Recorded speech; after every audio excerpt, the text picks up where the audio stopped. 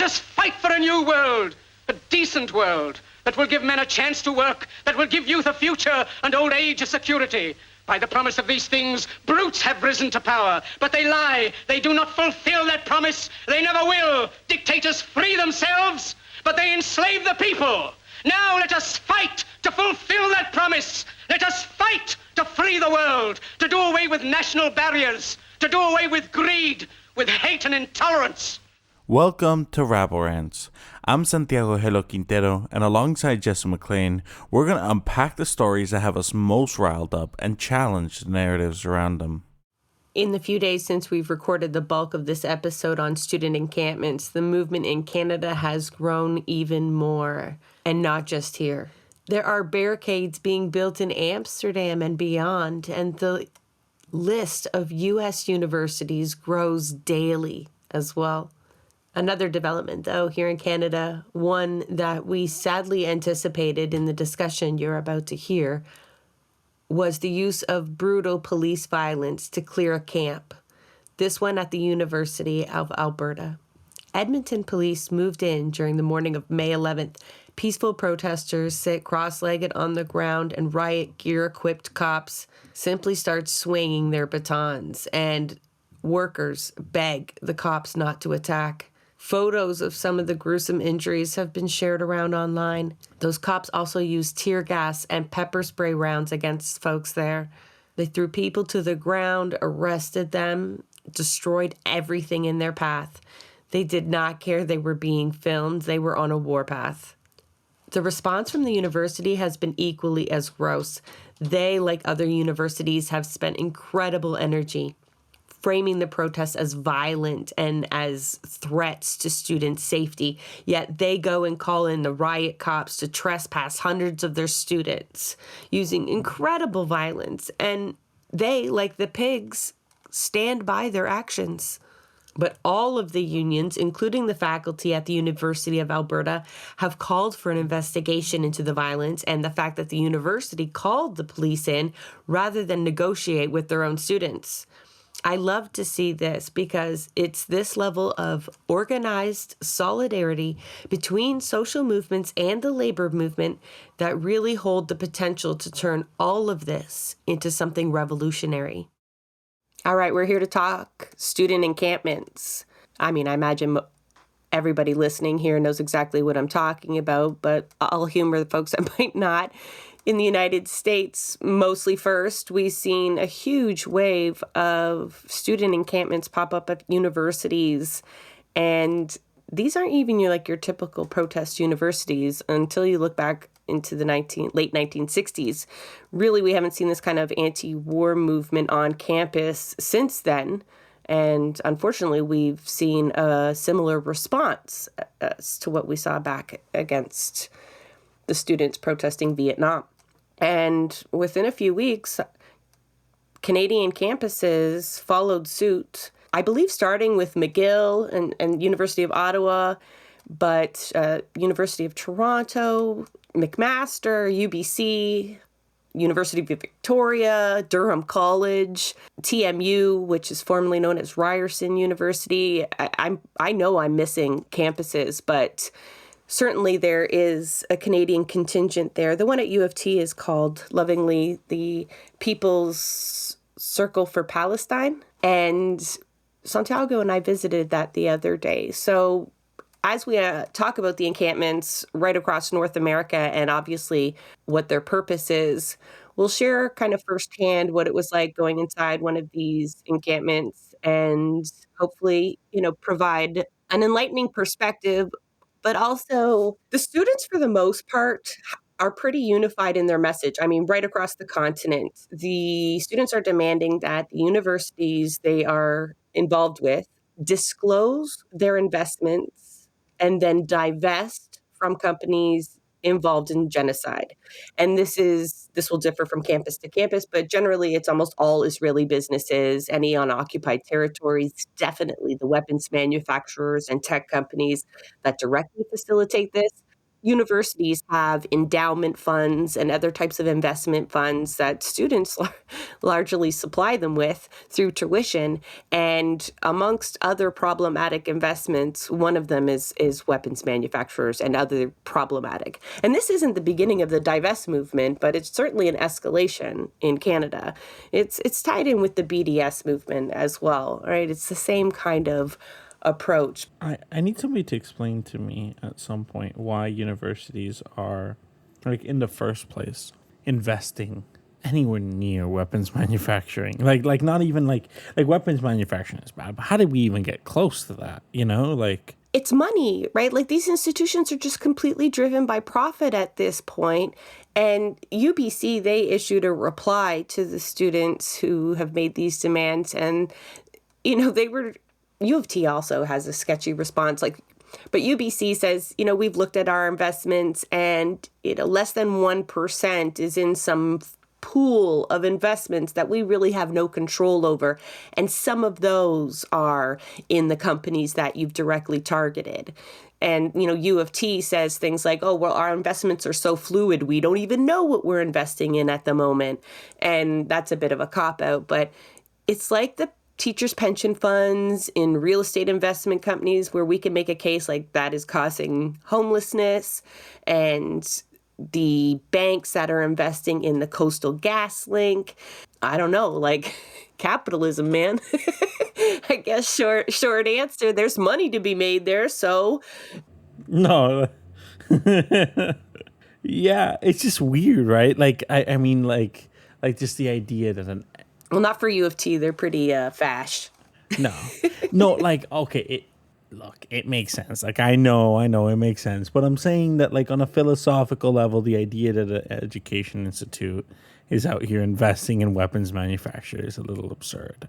I mean, that's the type of shit that you only get under capitalism. No, and to your point, then it's an easy sell for these folks to be able to go to these universities and be like, come on, out of all the things that are happening right now and the helplessness that we feel as Canadians to try to stop the genocide on Gaza, is the least you can fucking do stop investing in companies that are banking off of this genocide? Is it, like, can we start there?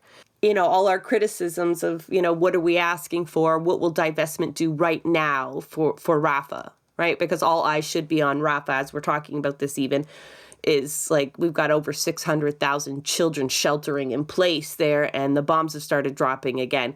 And so the issue of divestment seems a little far removed, but I think what it's doing is giving these students a sense of involvement, right? A sense of they can do something and learn how to do more in the process. Because watching students share online now tactics for how to riot properly, how to defend encampments from police and Zionists, these are lessons they'll never unlearn, regardless of if the divestment is successful or not, or whether it has a real impact long term or not. Yeah, I think that's the thing that makes it really concerning for the people in power. Is you don't want like they already had to deal with youth in the past who learned these tactics. They really don't want people getting emboldened, normalizing this as a response to situations of injustice, because for the exact reason we do want people to learn these tactics and to get emboldened in situations of injustice, because it's a threat to their goddamn system. These are the type of things that, create the conditions that allow for real change. I'm not saying that it's going to happen immediately, but it's a important step. Also, in terms of tactics, the usual tactics that the media or our opponents use to discredit, especially students, young folks, they try to take advantage of the lack of discipline. These camps are practicing incredible message discipline.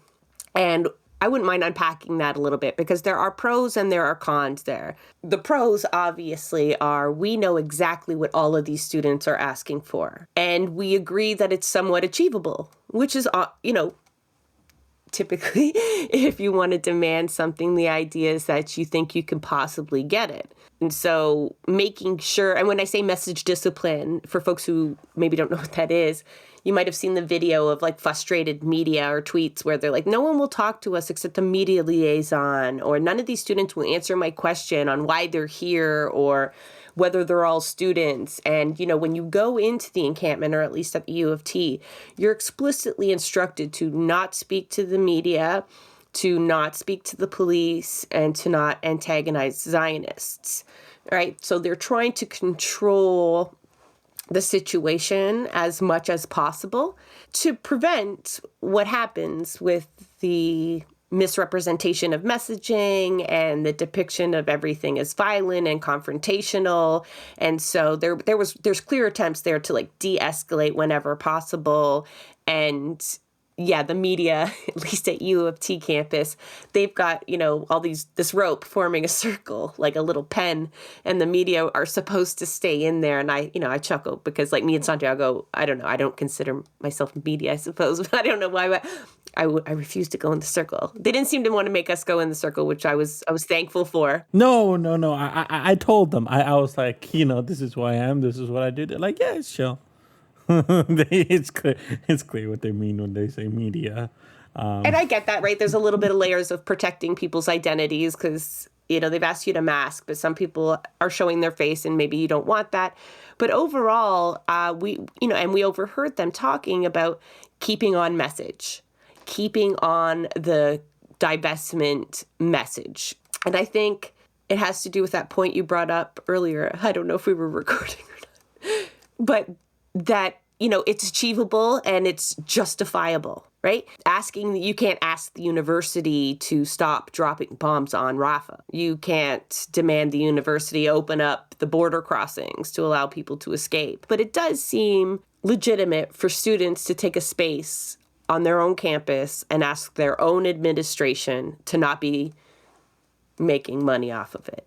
And so if they stick to that message, it will be really hard for them to be criticized for what they're doing. Yeah. Which, I agree and I disagree with to an extent. I was mentioning. Like, as much as like it offers a layer of protection, I also think that it comes from a fear of the narrative, right? And we saw like immediately how, like, if you want to craft an alternative narrative about the nature of this encampment, it's very easy to do so. Like that Toronto Sun op-ed that immediately popped up where there was a very aggressive Zionist man who was trying to force his way into the encampment. They did not allow him in. And immediately, what's the Toronto Sun op-ed about? A Jewish man is denied entrance into the encampment. There's been all the narratives about, the tents all look the same, so this is clearly being funded by some big money thing. And it's like, have you checked out the price of those tents? Those are not exactly luxury. But my point being is that like the narrative, we're never in control of the narrative, right? And so for me, it's enough to say that there's a precedent of students rising up in situations of injustice around the world. This is something that has a long and rich history. We don't need to justify it necessarily through direct action through our institution. Our institution could have nothing to do with it, and I think it would still be okay for students to occupy the fuck out of things and say that this is not okay. It's saying that we're not, like, saying like we're supposedly the future, and we're going to sit here and we're not going to continue participating in this system as long as this keeps happening. I think that that's more than enough, right? It's protection, but at the same time, like I'm saying, like I don't think it's necessarily needed. I think people should feel pretty bold even without it. Yeah, and I think even if there's not space for majority support too, I think sometimes you have to, there's balance, right, of trying to bring as many people into your cause as possible, but then also placating the racist majority, right? Because and the centrist majority as well, the folks who just don't think you should do anything to get a better world. The latest poll was that the majority of Canadians thought like pretty much any blockades of roads, rails were completely unjustified as a form of protest. And so, you're operating in this kind of environment where, yeah, you're trying to find legitimacy, but at the same time, you're legitimizing these stupid institutions and these fucked up rules and these bullshit narratives. Or at least you're not justifying them. You're giving them more weight than they deserve. Yeah. People are always going to complain when they're inconvenienced by something. Not that the railroads particularly inconvenience them. That's just, the culture of sucking up to capitalism, which runs deep, and we can't unravel that in a few months. Like that takes a lot more work. But like if they got to deal with traffic, the amount of people that complain whenever we block roads, that's inevitably going to happen.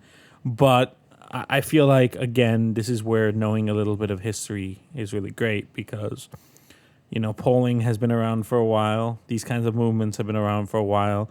You go check out to see what the polling of public support was during the civil rights movement. It was pretty damn low. Oftentimes in these situations of injustice, you can't count on a majority support, and that's okay. This is how you start to shift the needle, and you do see, like, in the longer term, the public will come around. This is what I'm saying. We can't be too afraid of being unpopular, No, and like even if the public never kind of comes around to the idea of these occupations or encampments or blockades, it will forever shape the people doing them. Yeah, that's really what's important to me. That's what we were talking about while we were there. Was I need these spaces to serve the purpose of bringing the people in them together, to forming bonds, because it will end at some point, and it would be a tragedy to me if, when it does end, it does that people haven't taken away life-changing relationships, life-changing lessons, right? It needs to be that, like, for me, that's really the purpose of liberated zones, occupations. For me, what it represents is an alternative way of living. And I'm not saying we all live in a circle of tents, but what I'm saying is you learn, it's a little pocket free of the forces of capitalism, and you learn and you discuss what life could be in a more just world.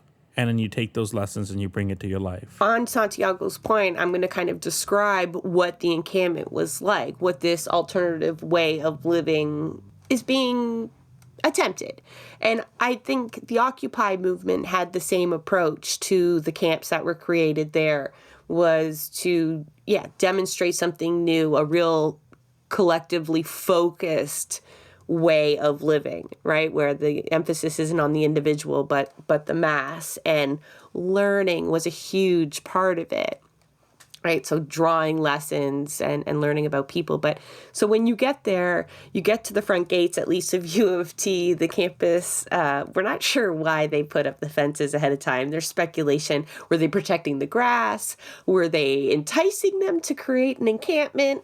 They put up a sign that said no encampments here, but I mean, surely it just looks so welcoming. It's perfect. It's big flat grass lined with park benches. Santiago's pretty sure they can tap into the electricity if they need to, but the washrooms are kind of nearby. But you get there and there's a sense of security. And of course, I walk up, I'm looking for Santiago, and who else is there? Is Anna Littman is sitting there in a chair out front.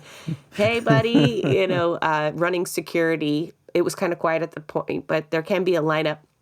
And they engage with people. So they don't just outright ban folks by looking at them. They ask, how you doing? What do you think of this? There's a set of rules you agree to follow. There's a set of principles you kind of agree to in terms of like the right to Palestinian resistance. And there was a few other ones, and that'll likely vary from camp to camp. But it was a type of vetting, so that because these encampments are dealing with an element the Occupy movement never really had to. The only people opposed to us were suits and cops for the most part. And suits don't have the time or the bravery to come down and start like accosting us. They weren't that invested in it. And eventually the cops did what they did. But these folks have to deal with Zionist pests constantly. There was constantly someone at the gate, clearly agitated, trying to get in, or shit right-wing media trying to incite people into doing something. And beyond that, like at the U of T of campus twice now, Zionists have shown up with massive loudspeakers in the middle of the night, blasting the Canadian anthem. And they're actually planning on doing that again some afternoon coming up. You know, it's something they keep organizing. And I want to also, just so people understand the level of shit these students are dealing with. You know, they talked about getting food donations, how they had to stop that for the most part because they saw on chat boards Zionists were conspiring to, you know, put drugs in food and give them out. I know folks saw the UCLA campus. This is the one where police essentially let Zionists attack the encampment for between 2 to 5 hours, depending on who you ask. But like, that's a long time. And we're talking about fireworks, pepper spray, knives, poles. They just ran amok. But it wasn't just that. And I haven't told Santiago this one. When they showed up, they also released a sack full of live mice. They were screaming the most horrible things like, I hope you get raped, and the usual shit that you're hearing from the Zionist loudspeakers. But when they finally dispersed, they left behind a massive television, like a jumbotron. It was about 10 feet high. And they left it right in the middle of campus. They erected barriers around it, and then they paid security to guard it for 5 days. It played on a loop October 7th footage, along with like detailed fucking commentary. And it also played like that children's song that went viral in Israel that became so popular, that's like cheering on the genocide. So you know, when you go in and you're looking at the level of security or the fact that people are complaining that they didn't get in and all of these other things, like, you've got to keep in mind the shit these folks are dealing with. It's next level. Again, looking at history, right? Whenever you have big student movements like this throughout history, there are attempts of infiltration. I think of Chicago in the late 60s, right? The anti-war. There was tons of infiltration. It's just a famous example. But police infiltration, the Zionists are going to try and get in. You know, we've already heard about, you know, members of synagogues lighting false flag fires. You know, there's attempts here of smearing these encampments as violent terrorist groups. They need to protect themselves. I think that when it comes to the defense, you know, we discussed a lot how I think it was a good thing and a bad thing. I think the good thing was it did offer an extra level of protection. I think there is a negative that more people can't be involved because of it. And that sucks. But once the fence is there, you can't not use it. You can't. They didn't put up the fence. The university put up the fence. And if they can be more careful, being more careful is not a bad thing. And very clearly, the police, if in a situation where they're attacked by Zionists, we've already seen plenty of times that the police just allow these things to happen. I watched a video this morning where police were watching a man with brass knuckles harass and threaten students. You know, no problem. We don't expect anything different. We know who keeps us safe. We know it's not the pigs. So, but I you know, it's not all good. It's not all bad. But there's no perfect solution here. Those efforts are effective. Also, side note, the mice thing. You know, there was a really cute cat when we were at thing that I'm sure would have appreciated some free mice. So, you know, I'll bring Dio if anyone. No, because I left this part out. Folks reported that the mice looked swollen as though they had been injected with something. Never mind. Like, it's just all levels of nasty. But to your point that, you know, the fence and people getting to experience it, I forgot to talk about the positive alternative ways of living because I got caught up in the front gate and security there. Once you get in, it's lovely. So, no, but in all seriousness, so they've rearranged themselves. So that was kind of neat for us to see when we got there. I imagine when they first got there, they just like ran in, pitched tents. It was a matter of like securing the space and, you know, all the work that you have to do at the onset. And I guess this was a few days in. And so they had some breathing space and they were using a whiteboard to actually like plan their space for their best purposes. And you've got, you know, common areas there. So they're feeding people. There's medics. There's clear legal support, you know, exactly where it is. There's some emergency washrooms, you know, a tarped area for folks to do prayer or just, you know, sit on the ground without shoes. There's a library and a huge list of recommended resources for folks, movies, books, other things to learn more about the issue and to be able to talk better on the subject. They have teach-ins constantly while we're there, mostly by U of T faculty. So you're getting free university level lectures, art supplies where people are sitting around and just like creating stuff together, and a sensory corner for anybody that needs to just step away, vent, just relax. And, you know, they really are there trying to demonstrate that we can rely on one another, you know, and we can create things from scratch.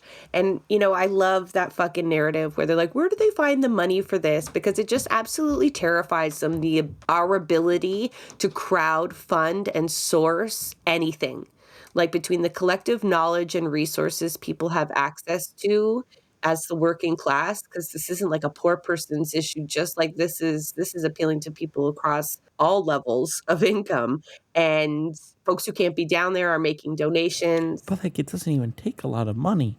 Like, if you were to put a number on the raw materials in there, it's not a high number. Well, if you bought the tents and you know, there was a lot of food there, so that's being donated. There was falafels from a restaurant. There was no shortage of food, breakfast, lunch. Like, it was incredible. There was firewood coming in. There was water. There was suntan lotion. And, you know, they had loudspeakers with solar panels. And so, like, not necessarily anybody had to pay for anything.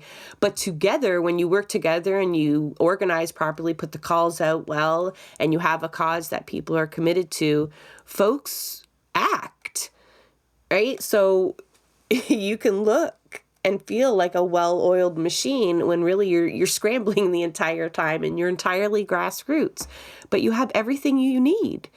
You know, because I kept asking them, what do you need? Like, what can we put a call out for? What can we tell people to bring down? And they're like, people. Mm-hmm. You know, they had gotten everything they need. They didn't really want for anything. They just needed critical mass. I disagree. I think there's one thing that they needed that they didn't have, and I know where to get it.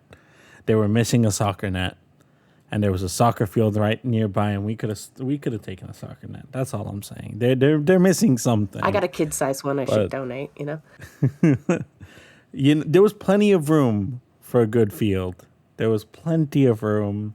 Get some spirited games going on. Some good exercise. You know. But no, in all seriousness, it was incredibly well set up, and it was beautiful to see. It's been there for several days before we went there, and it's been a couple days since, right? But in the hours that we were there was an evolution happening too, right? It wasn't like this stagnant thing. They, you know, people with a whiteboard drawing circles and being like, hey, you know, we could make, if we do it like this, it'll better facilitate, you know, like, and they were moving tents, and they've organized, you know, shifts for volunteers, whether it's security, front desk, feeding people. I mean, you've got people running firewood in, and there's a sacred fire. But yeah, also the usual suspects circling the outside, constantly trying to, get something. And, they have that incredibly unsettling feel to them. I saw footage of Anna Littman getting just followed everywhere she went outside of the perimeter.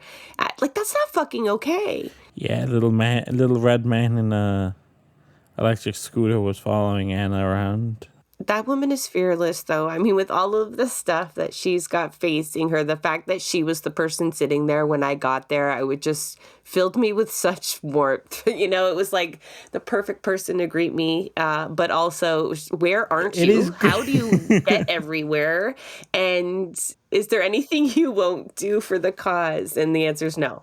It is great being met with Anna Littman there. That was like the perfect energy to be met with outside of the encampment. So who knows where this will go, though, right? So you're getting a little bit of responses from the universities themselves. They're not great, though. The U of T responded, and the encampment responded to them saying, these people aren't negotiating in good faith. They're worried about their fences and their toilets. They aren't talking about the genocide. So I mean, I hope they're successful in getting divestment. That is obviously the immediate goal. But I think the gains that we'll end up with will be the immeasurable gains. Those are the real boosts in the movement, the knowledge sharing, the network building. Because the Indigenous contingent down there cannot be understated at all. The solidarity that is being experienced between the Indigenous peoples here in what we call Canada and the Palestinian solidarity movement seem intertwined. And we talked to Misquasin, an activist, a Dene activist, and she was really excited at the prospect of these two movements, walking step in step together, moving forward. It's also radicalizing people, especially when you're watching the footage of the students fighting back against police officers, or, there's professors out there getting dragged to the ground violently, completely shocked and surprised, not something they've experienced from, in their class and in their stature.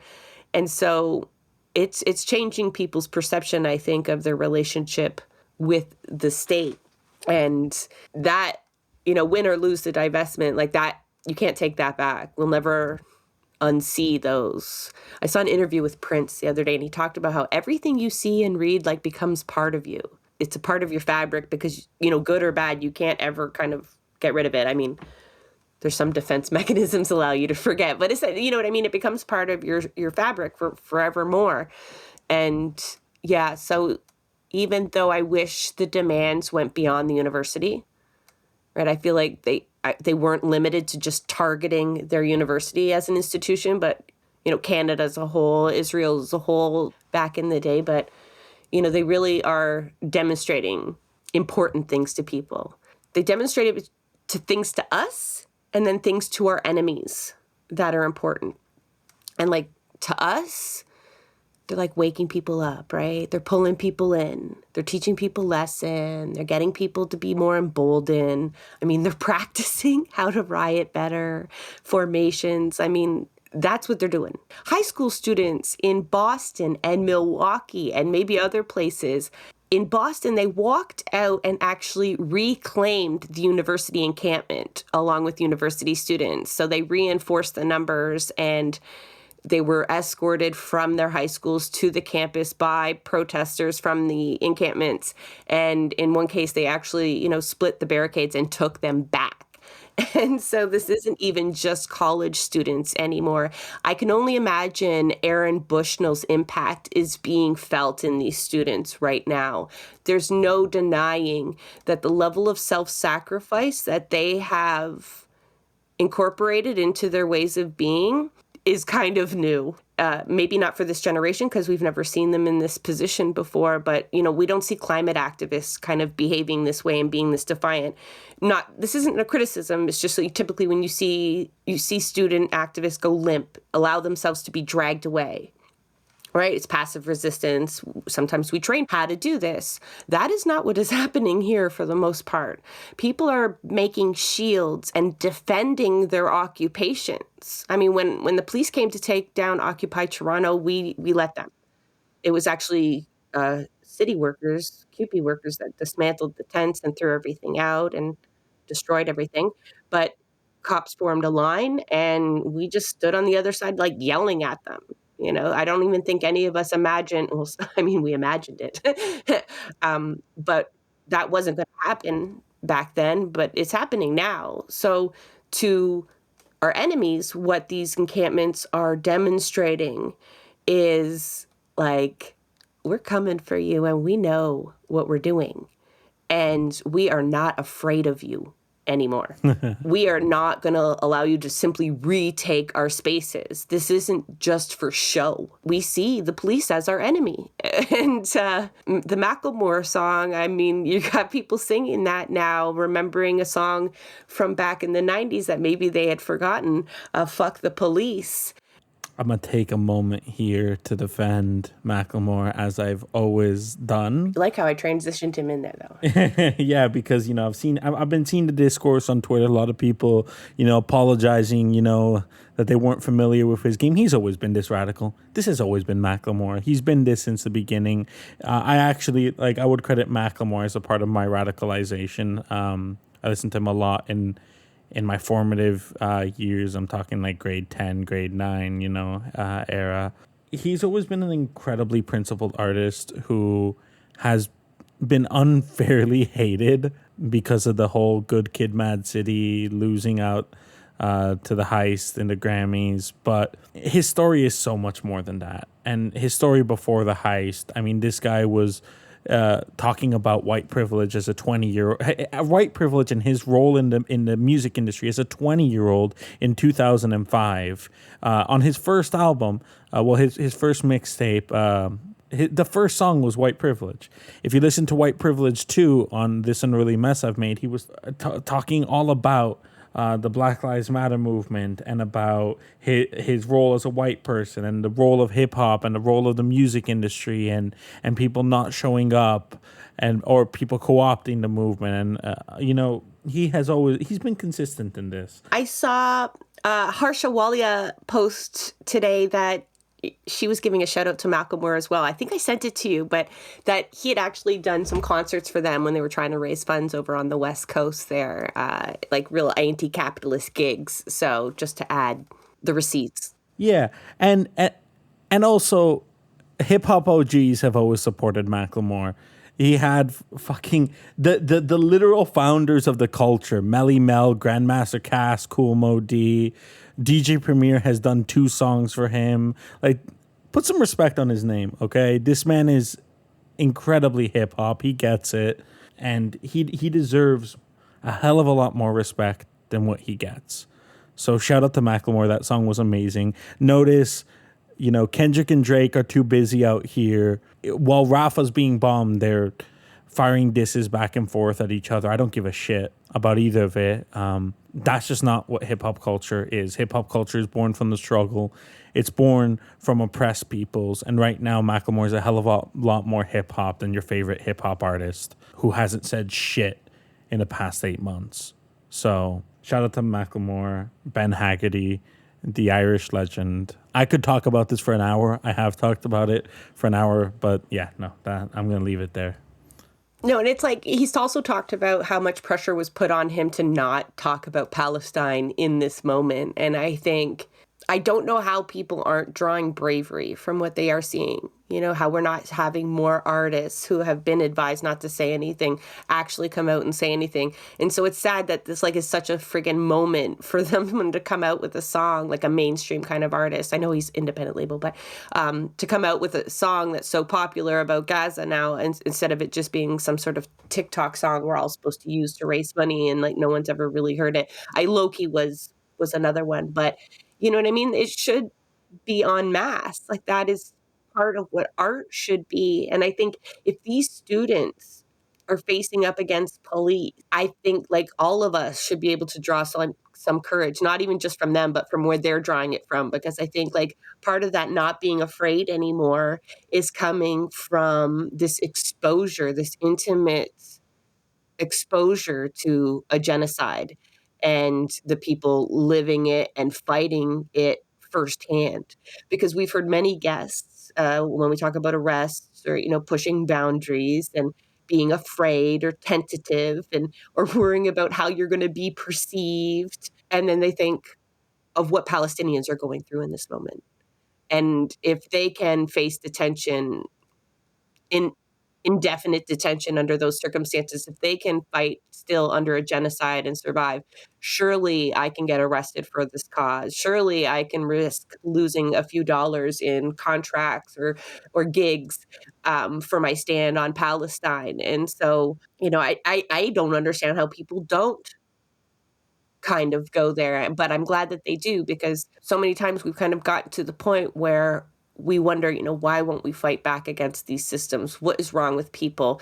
Maybe they're too comfortable, la-da. Maybe there is a way, even though it's fucking horrific, but maybe there is a way, by the way that we share these images and stories and firsthand accounts, to get to the point of radicalization. I hate using that word, but it just helps explain what I'm talking about, because it shouldn't be all that fucking radical. We know that, right? But to get to that point of courage and bravery and steadfastness that we need, we don't have to experience what Gazans are experiencing, right? We don't have to get to that point of like years and generations of oppression and then we fight back.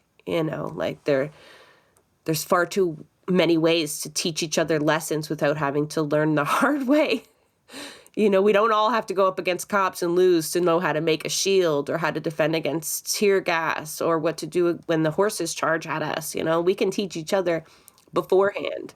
And we need to do a lot of that teaching, because I'm concerned about rubber bullets. Right now I'm seeing cops firing rubber bullets at people in the States, and I don't know that most people because rubber bullets is just a funny little name. Like, you picture like a rubber ball that's going to bounce off you. You don't realize that it's fired at the speed of a regular bullet, and it underneath the rubber is metal, and it's an incredible, you might as well, it's a bludgeoned weapon. It's incredibly dangerous, and people don't know how to protect themselves from that. So we should do an episode soon where we talk about some of these tools. So does everybody know that you can't grab a canister of tear gas without getting your hand burnt? That you have to have something to protect your hand, so if you want to throw the tear gas back, or using a regular orange cone and a water bottle, you can put out the tear gas canisters. You could also use a wide mouth container with some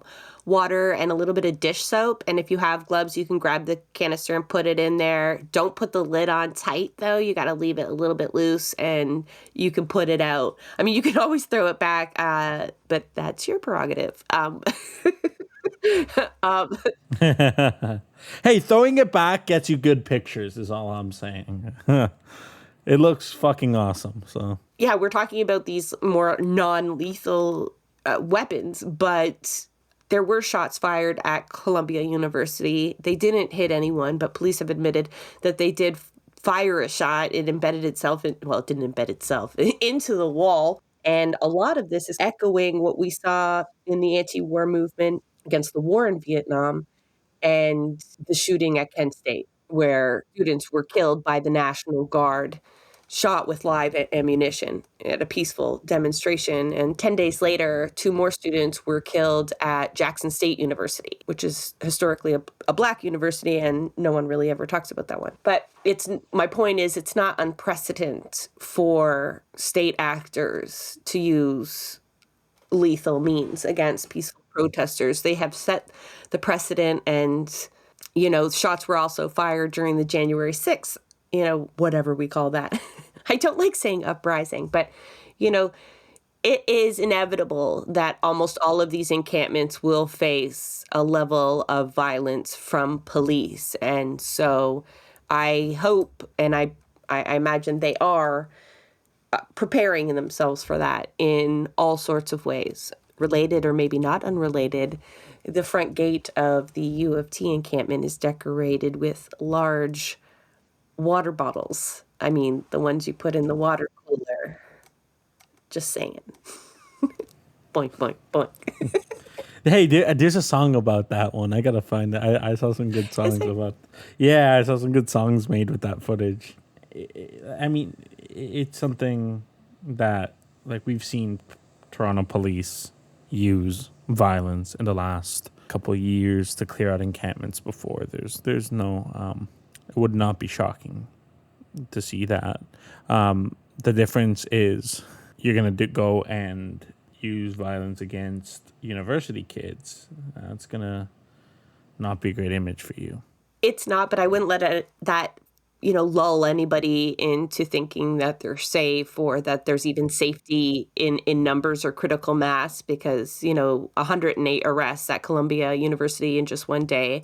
What a lot of the student demands are now having to include is a level of amnesty for the participants in the encampment, either against those who've been arrested already or maybe facing punishment from the universities, because part of hiding their identities and wearing masks on top of protecting their community from COVID is the likely reprisal from some of these institutions. Like in the United States, I've seen reports of professors being given immediate 1-year bans from campus. So obviously that means their termination, and they're not even allowed to come back on campus. And students have been facing similar reprisals. So yeah, and in the States, the cops have been having a fun little habit of holding people they arrest up and ripping off their masks and pointing them towards the cameras very intentionally as a way to try and bring consequences, I guess, onto them. I've seen a certain amount of shock of police allowing Zionists for over an hour to attack some of the encampments down in the States, cops' lack of action. Somewhere deep inside in a lot of us is this idea that there's some sort of line, and at that point, if it's crossed, the police will come and protect us and defend us. And it's a dangerous idea to have because it's just not true. The cops will not save you. They're not looking to protect you in these cases. And there's more than enough history.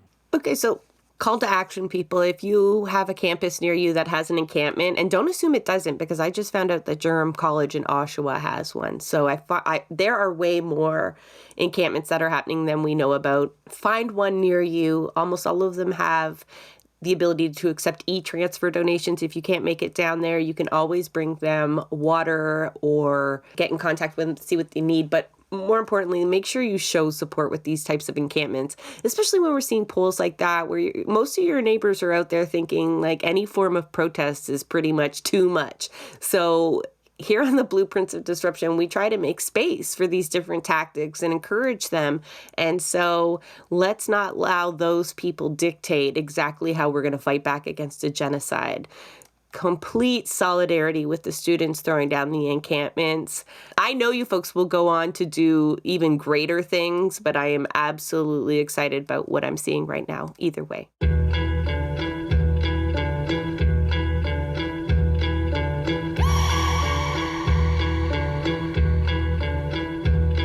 Yeah, the people, they won't leave. What is threatening about divesting and want a piece? The problem isn't the protest, it's what they're protesting. It goes against what our country is funding. Block the barricade until Palestine is free. Block the barricade until Palestine is free. When I was 7, I learned a lesson from Cuban Eazy-E. What was it again? Oh yeah, fuck the police. Actors and badges protecting property in a system that was designed by white supremacy. But the people are in the streets. You can pay off Meta, you can't pay off me.